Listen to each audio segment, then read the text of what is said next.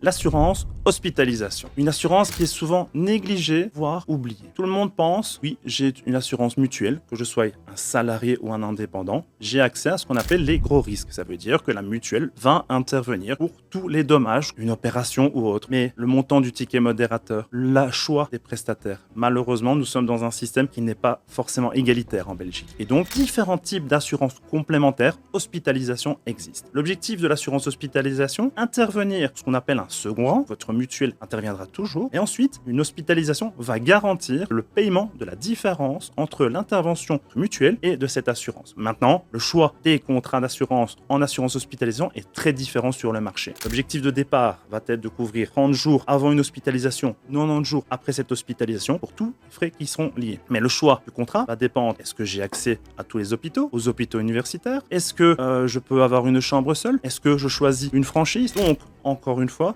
le choix va dépendre du budget que je suis prêt à consacrer, des garanties que je souhaite obtenir et de ma situation de vie. À titre complémentaire par rapport à cette assurance hospitalisation, il faut savoir qu'il est également possible de couvrir ce qu'on appelle les petits risques, c'est-à-dire garantir le ticket modérateur. Je dois avoir des médicaments, parce que la mutuelle n'interviendra pas. Une assurance complémentaire peut le prévoir. Donc, encore une fois, cela nécessite un budget certes important, mais la question est de se dire, est-ce que je suis conscient que cette possibilité existe ?